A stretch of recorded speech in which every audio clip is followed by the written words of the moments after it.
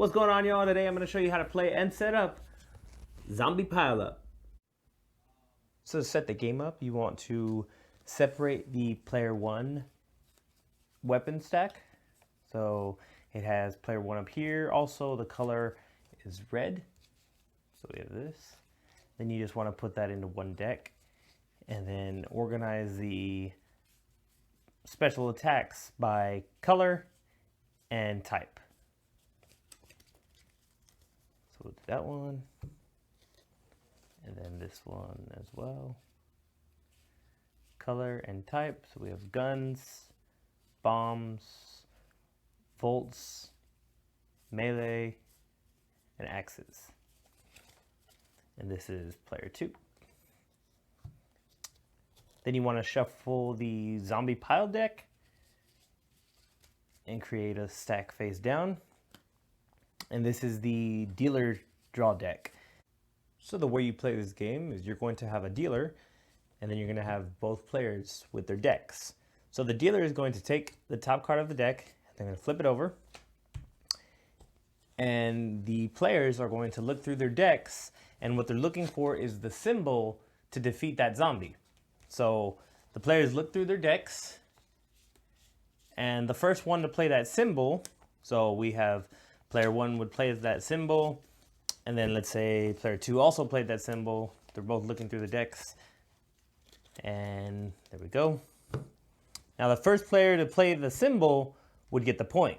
So in this case, player 1 got it first, so they would get the point, and you just keep going like that. So the dealer plays a card, they go look at their decks, say player 1 gets it, then player 2 comes over here, and they're looking, and then they do that. Play will continue back and forth until there is literally a zombie pileup in the center of the table. So, you know, the dealer will play a zombie card, the players will look through their decks. Let's see, he would play that. Then he would, let's say he plays this. Then again,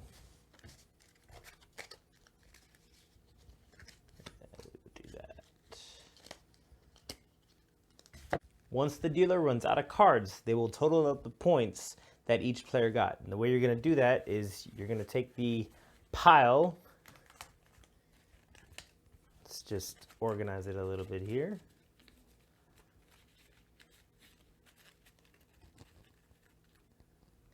Now you're going to take the pile and you're going to see who got the monster first, or the zombie. So we see here that player 1 got this one. Then if you look, you score this. So player 1 was the first one, but they got the wrong symbol. So in that case, they would lose a card that they've already collected from their zombie pile, and it basically gets discarded and they lose that point. But player 2 was the first correct color and symbol, so they would actually get that point. So they collect the zombie card into their pile. In case of scoring situations like these, of course, player 2 got it first since their card is on top of the zombie first, and player 1 didn't get it. So we would give this to player 2, they would get that point. These would go over here in a separate pile. Then we have another scoring example.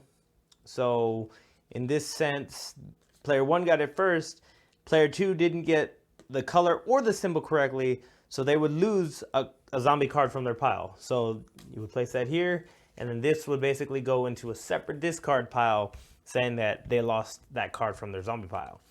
And then another scoring example is we have the zombie and we have the wrong symbol. So again, player 2 would lose a card from their zombie pile into the discard pile. This would go here, and then you just put this in the separate zombie discard pile.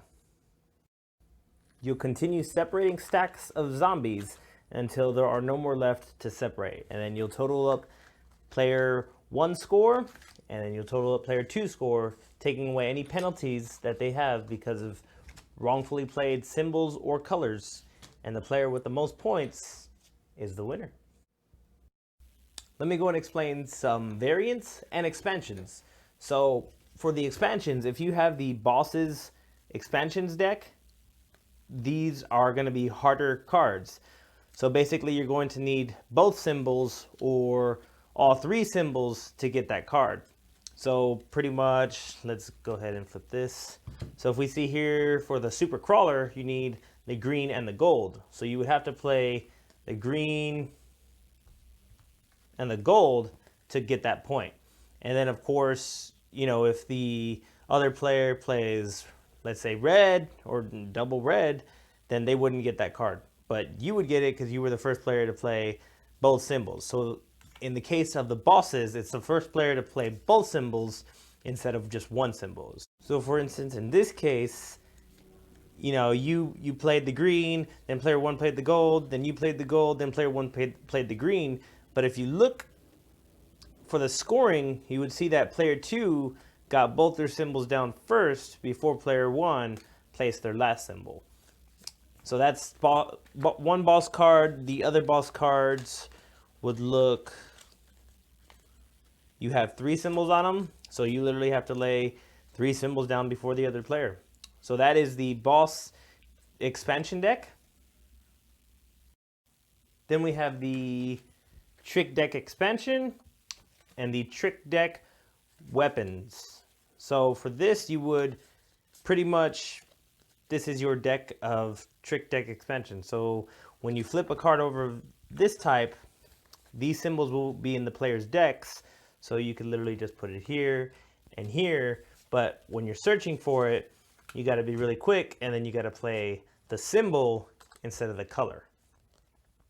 Now to make the game easy, of course, you can have these separate decks. So we have the trick deck expansion here. Then we have the boss monsters here. Then we have, of course, the regular deck here. So you could separate them all, or to make things, of course, more difficult, you can just shuffle them all together.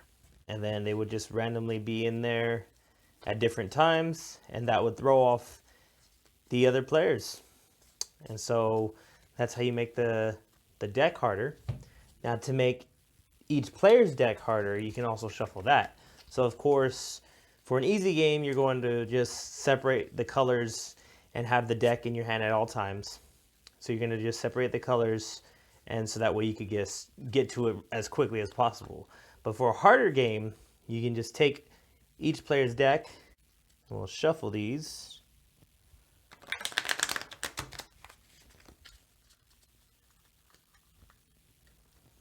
And then if you look, they're all intermingled. Of course, you could shuffle it more if you want, but this is just for an example. So that would make each player's deck harder. For a few different variants without a third player, you can have one player be the dealer, and the other player throws their cards down as quick as possible and accurately as possible. And so the way you're going to play that is, of course, one player is going to be the dealer, and then you have the other player looking through their deck as quick as possible, trying to, you know, match the symbols. And you would set a timer for 1 or 2 minutes.